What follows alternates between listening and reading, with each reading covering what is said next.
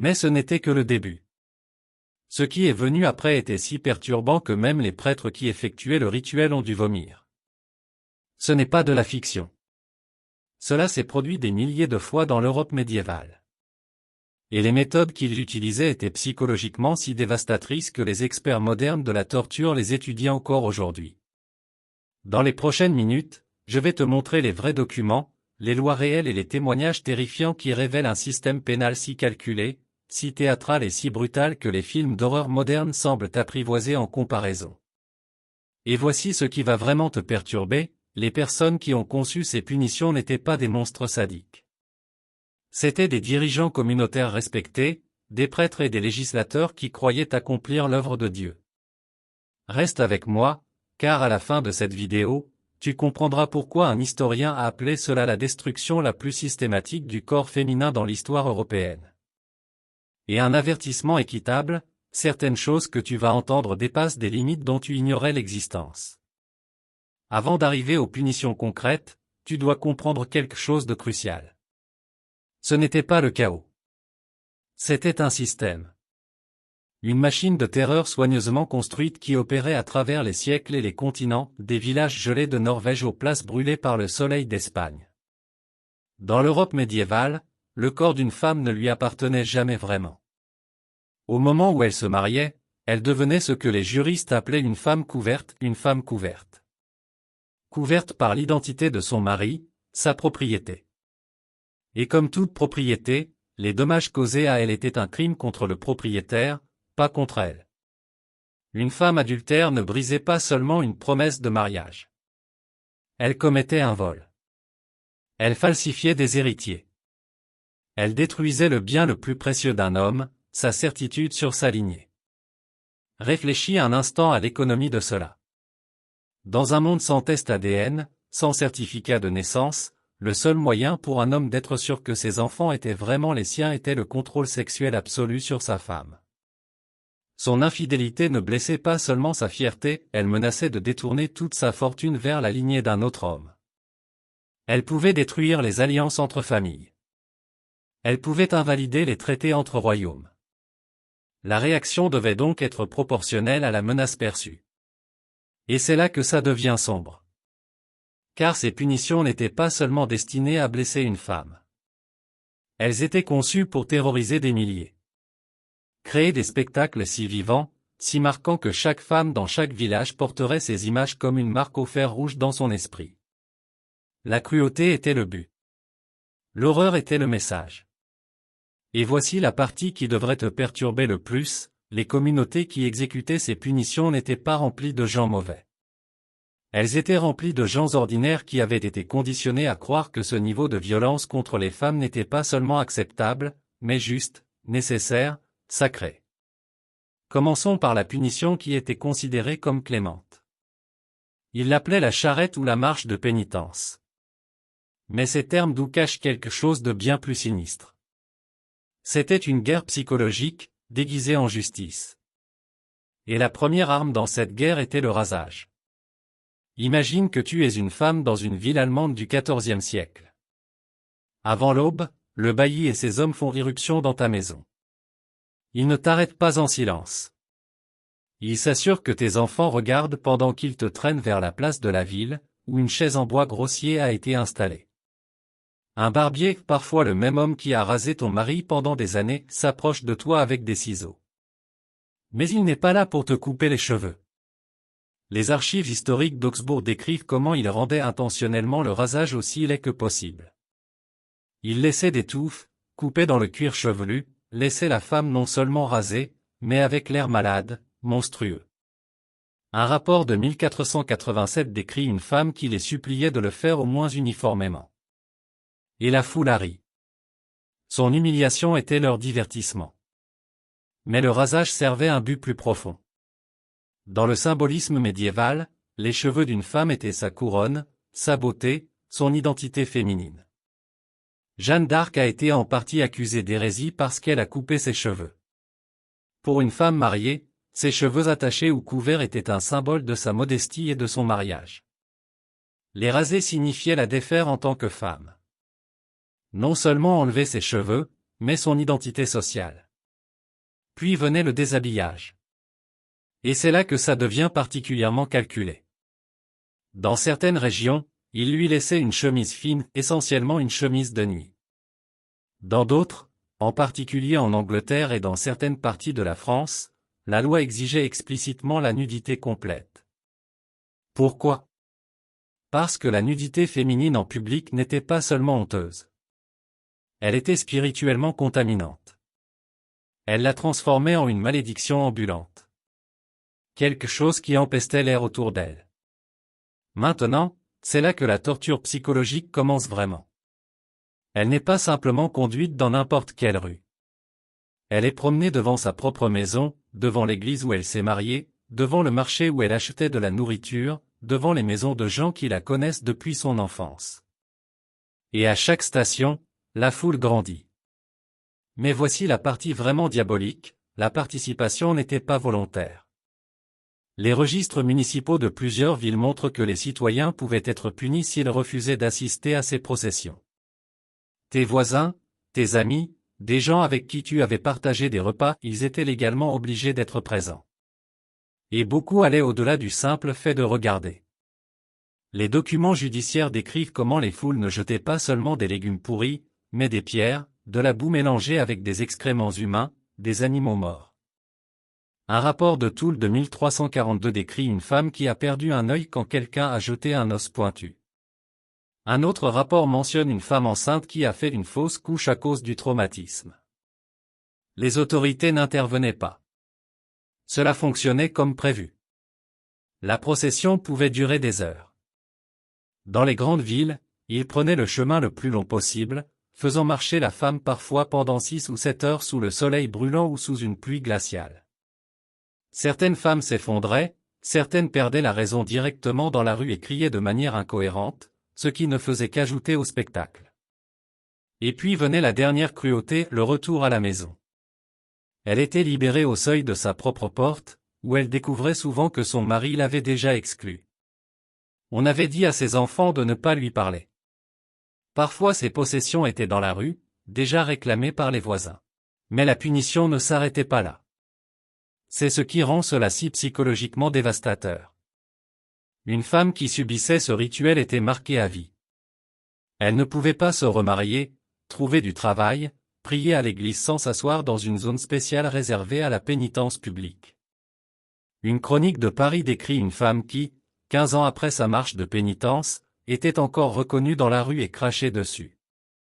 C'était une mort sociale planifiée, et c'était considéré comme l'option clémente car lorsqu'une accusation manquait de preuves, le système avait quelque chose de bien pire en réserve. Lord Ali. Même le nom sonne médiéval et barbare pour nous aujourd'hui. Mais tu dois comprendre ceci, pour les gens de l'Europe médiévale, ce n'était pas de la barbarie. C'était la forme ultime de justice. Ils croyaient vraiment que Dieu interviendrait pour sauver les innocents et damner les coupables, ce qui rend ce qui s'est réellement passé encore plus horrible. Lord Ali la plus courante pour les femmes accusées d'adultère était l'épreuve de l'eau froide. Et la théologie derrière révèle une sorte de génie tordu. L'eau utilisée n'était pas n'importe quelle eau. Elle était bénie par un prêtre. Parfois prise directement des fonds baptismaux. Le raisonnement était le suivant, puisque l'eau était utilisée dans le baptême pour laver le péché et accueillir les gens dans la grâce de Dieu, elle rejetterait naturellement une pécheresse. L'eau pure n'accepterait pas la chair impure. Donc cela fonctionnait ainsi, basé sur des archives détaillées de dizaines de procès en Angleterre, en France et en Allemagne. La femme était amenée à une rivière, un étang ou un bassin spécialement aménagé, généralement à l'aube. Le village entier devait être présent. Encore une fois, observation obligatoire. Un prêtre effectuait une cérémonie élaborée, bénissant l'eau, invoquant Dieu à révéler son jugement. La femme était déshabillée jusqu'à sa chemise. Puis, et ceci est explicitement documenté dans des codes de loi comme le Saxon-Spiegel, elle était ligotée d'une manière spécifique. Ils attachaient son pouce droit à son gros orteil gauche et son pouce gauche à son gros orteil droit, enroulant son corps dans une position qui rendait la nage impossible. Certaines régions ajoutaient une corde autour de sa taille. Mais voici le détail crucial, la corde n'était pas là pour le sauvetage. Elle servait à récupérer le corps après. Elle était jetée dans l'eau ou parfois forcée de sauter elle-même, pendant que la foule regardait. Maintenant, voici la physique horrible de cela. La flottabilité d'un corps humain dépend de nombreux facteurs, capacité pulmonaire, pourcentage de graisse corporelle, température de l'eau. Une femme effrayée qui prend des respirations rapides et peu profondes pourrait flotter au début. Et si elle flottait? Coupable. Rejetée par l'eau sainte de Dieu. Elle était sortie et exécutée immédiatement, parfois directement là au bord de l'eau. Mais si elle coulait? Innocente. Acceptée par l'eau. Bien sûr, une femme ligotée qui coule dans l'eau ne peut pas nager, ne peut pas respirer. Les archives historiques montrent des variations incroyables dans le temps que les fonctionnaires attendaient avant de sortir quelqu'un. Certains rapports suggèrent des minutes. D'autres qu'ils diraient d'abord une prière complète, potentiellement 5 minutes ou plus. Voici un cas concret de l'année 1194 en Angleterre, une femme nommée Edgit a été accusée par le frère de son mari. Elle a été soumise à l'épreuve de l'eau. La chronique dit qu'elle a coulé comme une pierre et a été sortie presque noyée. Elle a été déclarée innocente. Elle avait aussi des lésions cérébrales dues au manque d'oxygène et est morte 3 jours plus tard. Le registre note qu'on a ordonné à son mari de prendre son corps pour un enterrement chrétien, car elle avait été prouvée innocente par le jugement de Dieu. Pense à la torture psychologique de cela. Tu es accusé d'un crime que tu as peut-être commis ou non. Ton destin est décidé par le fait que tu flottes ou coules. Les deux résultats pourraient te tuer, et tu es censé croire que Dieu regarde, juge et te sauvera si tu es innocente. Imagine la crise spirituelle. Si tu coules et te noies, Dieu t'a-t-il abandonné? Si tu flottes et es exécuté, Dieu t'a-t-il damné? Mais l'épreuve de l'eau froide n'était pas la seule ordalie. Dans certaines régions, ils utilisaient l'épreuve du fer chaud. L'accusé devait porter un morceau de fer rougi au feu pendant un certain nombre de pas, généralement 9. Ses mains étaient bandées, et après 3 jours, les bandages étaient retirés. Si les brûlures guérissaient proprement, elle était innocente. Si elle montrait des signes d'infection, ce qui était presque inévitable avec l'hygiène médiévale, elle était coupable. Un rapport de la Bavière du XIIe siècle décrit une femme qui a demandé à être autorisée à avouer plutôt que de se soumettre à l'ordalie. On lui a dit qu'un aveu sans procès entraînerait une punition plus sévère, mutilation au lieu d'exécution. Elle a choisi le fer. Ses mains se sont tellement enflammées qu'elles ont dû être amputées. Elle est quand même morte une semaine plus tard de septicémie. Le tribunal l'a déclarée coupable en raison de l'infection et lui a refusé l'enterrement chrétien. Voici l'ironie vraiment morbide, ces ordalies ont finalement été interdites par l'Église catholique en 1215 lors du 4e concile de Latran. Pas parce qu'elles étaient cruelles, mais parce que l'Église a décidé qu'il était théologiquement inapproprié de forcer Dieu à accomplir des miracles sur commande. C'était irrespectueux envers Dieu. La souffrance des femmes n'était pas la préoccupation. La pertinence du rituel l'était. Mais même après l'interdiction officielle, les ordalies ont continué dans de nombreuses régions pendant encore un siècle ou plus. Parfois renommés comme des tests plutôt que comme des rituels religieux. L'horreur continuait. Les femmes se noyaient, et tout le monde se disait que la justice était faite. Et pourtant aussi terribles que ces punitions étaient, elles pouvaient encore se terminer par la mort par accident ou malheur. La prochaine punition dont nous allons parler était conçue pour assurer quelque chose de pire, que tu survives, mais que tu souhaites ne pas l'avoir fait. Si tu voulais comprendre l'esprit médiéval, tu dois comprendre leur obsession des marques permanentes. Dans un monde où les gens ne savaient pas lire, où les documents étaient rares, où l'identité était visuelle, marquer le corps de quelqu'un était la forme ultime d'enregistrement. Et pour les femmes adultères, la marque était conçue pour être indubitable. Les lois sont choquantes d'explicité. Les lois du roi Knut, qui gouvernait l'Angleterre et des parties de la Scandinavie au début du XIe siècle, déclarent clairement, à une femme adultère, le nez et les oreilles doivent être coupés, non pas comme alternative à une autre punition, mais comme punition standard. La loi ne dit pas « peut », elle dit « doit ». Passons en revue ce que cela signifiait réellement. Basé sur des actes judiciaires et des rapports de chronique, la femme était amenée sur une place publique. Parfois elle était attachée à un poteau, parfois maintenue par plusieurs hommes. Un forgeron ou un barbier effectuait la coupe, les personnes avec les lames les plus tranchantes et les mains les plus stables. Pas d'anesthésie, pas d'alcool pour atténuer la douleur. En fait, certaines régions interdisaient explicitement de donner à la femme quelque chose à mordre, parce que ces cris faisaient partie du spectacle. Le nez était généralement coupé en premier, pas seulement la pointe, mais le nez entier coupé jusqu'à l'os du visage. La quantité de sang était énorme. Les femmes s'étouffaient avec leur propre sang, c'est pourquoi elles étaient souvent maintenues face contre terre. Les oreilles étaient coupées ensuite, soit partiellement soit complètement, selon la coutume locale. Puis les blessures étaient cautérisées avec du fer chaud pour arrêter le saignement. L'odeur de chair brûlée remplissait la place. Les cris de la femme résonnaient contre les bâtiments. Et la foule regardait, forcée de témoigner de ce qui attendait chaque femme qui s'écartait du chemin. Voici un cas concret de l'année 1231 dans une ville allemande, une femme nommée Gertrude a été accusée par son mari d'adultère avec un marchand itinérant. Elle l'a nié. Il n'avait aucune preuve à part son soupçon et le témoignage d'un voisin qui prétendait les avoir vus parler seuls. Selon le droit local, c'était suffisant pour une condamnation. Le nez et les oreilles de Gertrude ont été coupés. La chronique mentionne presque en passant qu'elle avait 3 enfants de moins de 7 ans qui ont assisté à la mutilation. Il est noté que sa plus jeune fille n'a pas pu arrêter de pleurer pendant de nombreux jours après.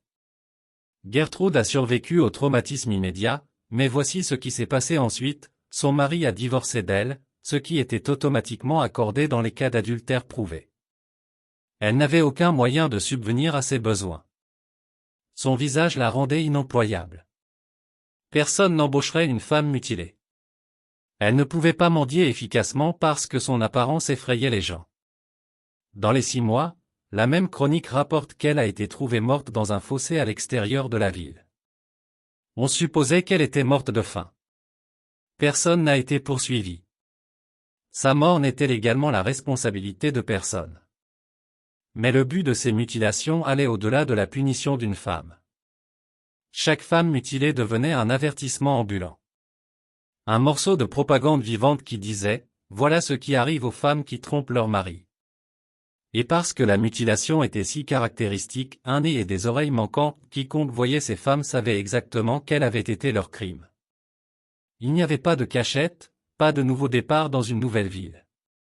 La punition les suivait partout jusqu'à la mort. Certaines régions avaient des variations. Dans certaines parties de l'Italie, ils marquaient les femmes au fer rouge, généralement sur le front ou la joue. La marque était souvent la lettre A pour adultérat. En France, certains tribunaux ordonnaient la coupe des cheveux suivie de la fente de la langue, surtout si la femme avait trop bruyamment protesté de son innocence. Il y a une réalité médicale ici qui rend cela encore plus horrible. Beaucoup de femmes mouraient de ces mutilations, pas immédiatement, mais par des infections dans les jours et semaines qui suivaient. Les médecins médiévaux n'avaient aucun concept de technique antiseptique. Les blessures s'infectaient. La fièvre s'installait, et la septicémie les tuait lentement et douloureusement.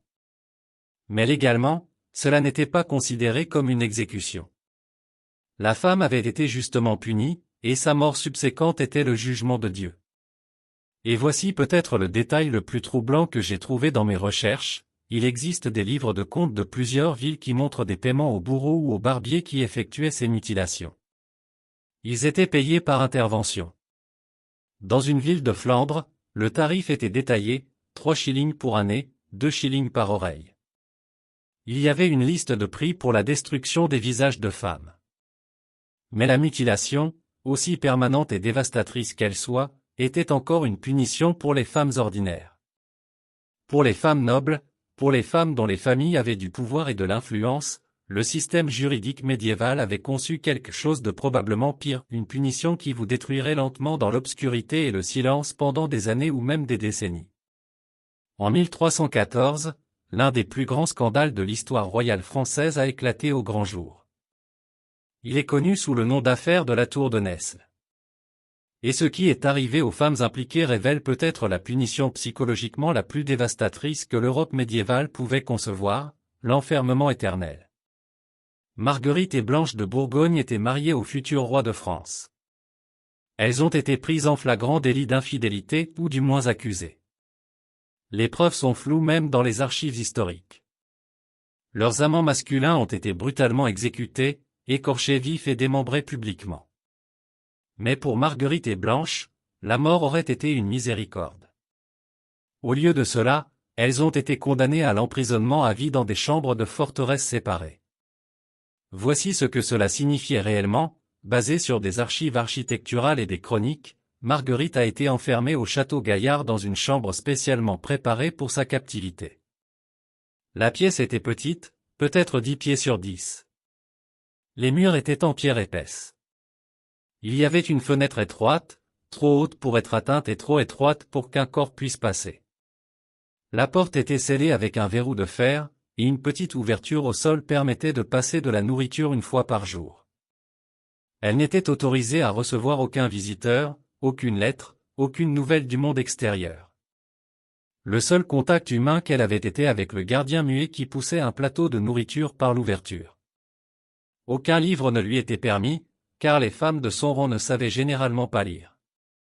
Mais même si elle l'avait pu, aucun n'était fourni. Pas de bougies sauf ce qui était nécessaire pour voir sa nourriture. Pas de matériaux pour écrire. Rien pour marquer le passage du temps sauf le rythme de la livraison de nourriture et le changement de lumière de cette unique fenêtre. Marguerite est morte après 8 ans dans sa cellule. Elle avait 30 ans. La chronique dit simplement qu'elle est morte de mort naturelle. Les historiens modernes soupçonnent soit le suicide, soit la tension physique de l'isolement prolongé, malnutrition, maladie non traitée, ou simplement que le corps a cédé sous le poids de la torture psychologique. Blanche a tenu plus longtemps. Elle a enduré 11 ans d'enfermement avant d'être transférée dans un couvent, où elle a vécu jusqu'à sa mort, toujours en isolation. Quand elle est morte, elle avait passé plus de temps en captivité qu'elle n'avait vécu adulte en liberté. Mais les femmes de la tour de Nesle étaient royales, ce qui signifiait que leur captivité était au moins physiquement confortable. Elles avaient des lits, des couvertures, suffisamment de nourriture. Pour les femmes nobles et marchandes accusées d'adultère à travers l'Europe, la réalité pouvait être bien pire. Il existe une pratique documentée dans plusieurs régions, appelée emmurement être murée vivante. C'était rare, mais cela arrivait. Une femme était placée dans une petite cellule, parfois à peine assez grande pour s'asseoir, puis l'entrée était murée, ne laissant qu'une petite ouverture pour la nourriture et l'élimination des déchets. Elle passerait ses jours restant dans cette tombe, parfois des années, parfois des décennies. En 1357, une femme à Barcelone nommée Maria a été reconnue coupable d'adultère et condamnée à l'emmurement dans une cellule construite dans le mur de la ville. La chronique décrit la cellule comme si petite qu'elle ne pouvait pas s'allonger complètement. Elle a vécu dans cet espace pendant 9 ans avant de mourir. Le registre note que ses cris pouvaient être entendus pendant les premiers mois, puis le silence. Quand ils ont finalement ouvert la cellule pour retirer son corps, ils ont trouvé qu'elle avait gratté des messages dans les murs de pierre avec ses ongles, usés jusqu'à des moignons sanglants. Les messages étaient principalement des prières et des malédictions. L'impact psychologique de ce niveau d'isolement est quelque chose que la recherche moderne commence seulement à comprendre. L'isolement cellulaire pendant plus de 15 jours est maintenant considéré comme de la torture par les organisations de droits de l'homme. Ces femmes ont enduré des mois, des années, parfois des décennies. Et voici la partie la plus cruelle, cela était considéré comme clément. C'était explicitement présenté comme du temps pour la femme pour se repentir, se réconcilier avec Dieu avant la mort. Sa souffrance était recadrée comme purification spirituelle. Les prêtres disaient qu'elle devait être reconnaissante pour l'opportunité de contempler ses péchés dans la solitude. Certaines femmes sont devenues folles. Les entrées de chroniques décrivent des femmes qui ont cessé de manger, qui se cognaient la tête contre les murs de pierre, qui marmonnaient de manière incohérente quand la nourriture était livrée. Mais il n'y avait pas de soins psychiatriques, pas d'intervention. La folie était vue soit comme une possession démoniaque, soit comme une punition de Dieu, soit comme une dernière étape de repentance avant la mort. Le fait de les réduire au silence était également intentionnel. C'étaient des femmes qui avaient été visibles, qui avaient eu du pouvoir social, qui s'étaient déplacées dans la société. Leur enfermement ne les retirait pas seulement de l'espace physique, mais de l'histoire elle-même. Beaucoup n'étaient même pas autorisés à être enterrés dans les cimetières d'église quand elles mouraient. Leur nom était effacé des archives familiales. Elles devenaient des non-personnes, effacées. Et tout cela, la mutilation, la noyade, l'humiliation publique, la mort vivante, tout cela était justifié par le même système. Un système qui nous amène à la dernière vérité la plus scandaleuse sur la justice médiévale. Maintenant, parlons des hommes. Car tandis que les femmes étaient noyées, mutilées et enterrées vivantes pour adultère, qu'arrivait-il aux hommes avec qui elles avaient prétendument commis l'adultère? La réponse va faire bouillir votre sang. Dans la plupart des cas, une amende, parfois un bannissement pour un temps. Dans de rares cas, une pénitence publique, comme porter un bouclier ou faire un don à l'église. C'est tout. Le double standard n'était pas subtil. Il était explicitement écrit dans la loi. Le Saxon-Spiegel, l'un des codes juridiques médiévaux les plus influents, stipule que les hommes et les femmes peuvent être punis pour adultère. Mais voici le piège, l'adultère d'un homme ne comptait que s'il couchait avec la femme d'un autre homme. S'il n'était pas marié ou si la femme n'était pas mariée, ce n'était légalement pas de l'adultère pour lui. C'était seulement de la fornication, un péché mineur nécessitant la confession. Mais pour les femmes, tout contact sexuel en dehors du mariage était de l'adultère. Point final. Le crime ne concernait pas l'acte lui-même. Il concernait la violation de propriété. Même dans les rares cas où les hommes étaient punis de manière égale, il y avait toujours une échappatoire. Les nobles pouvaient payer des amendes. Les hommes pouvaient revendiquer leur droit au combat singulier, où ils combattraient leur accusateur, quelque chose qu'il était interdit aux femmes de faire. Les hommes riches pouvaient embaucher des remplaçants pour se battre à leur place. Le système entier était conçu avec des échappatoires pour les hommes auxquels les femmes n'avaient pas accès. Et voici la partie la plus flagrante, les hommes qui participaient au processus de punition réelle, les juges, les bourreaux, les prêtres qui bénissaient l'eau pour la noyade, les foules qui jetaient des pierres. Statistiquement, beaucoup de ces hommes avaient eux-mêmes commis l'adultère. Les examens des actes judiciaires montrent de nombreux cas où des hommes qui siégeaient en jugement sur des femmes adultères ont été révélés plus tard comme ayant des maîtresses, visitant des prostituées ou engendrant des enfants illégitimes. L'hypocrisie était le système. La cruauté était le but, et le message était clair, les corps des femmes ne leur appartenaient pas. La sexualité des femmes était une ressource qui devait être contrôlée, régulée et punie quand elle déviait de la propriété masculine. Ce n'étaient pas des incidents isolés de cruauté médiévale. Ils étaient systématiques, légalisés et menés avec le plein soutien des autorités religieuses et séculières pendant des siècles à travers l'Europe.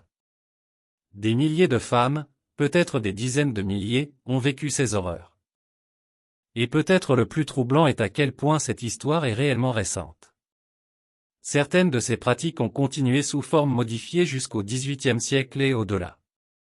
L'humiliation publique des femmes pour comportement sexuel n'a jamais vraiment disparu. Elle a juste évolué. Si cette vidéo vous a perturbé, bien. C'est le but. Car comprendre comment les sociétés à travers l'histoire ont contrôlé, puni et détruit les femmes ne concerne pas seulement le passé. Il s'agit de reconnaître des schémas qui résonnent jusqu'à aujourd'hui. Le slut-shaming, le victim blaming, les standards différents pour la sexualité des hommes et des femmes. Laisse un commentaire et dis-moi quelle partie de cette histoire t'a le plus choqué. Et si tu veux plus de plongées profondes dans les coins les plus sombres de l'histoire, abonne-toi maintenant, car il y a plus de vérités inconfortables que nous devons découvrir.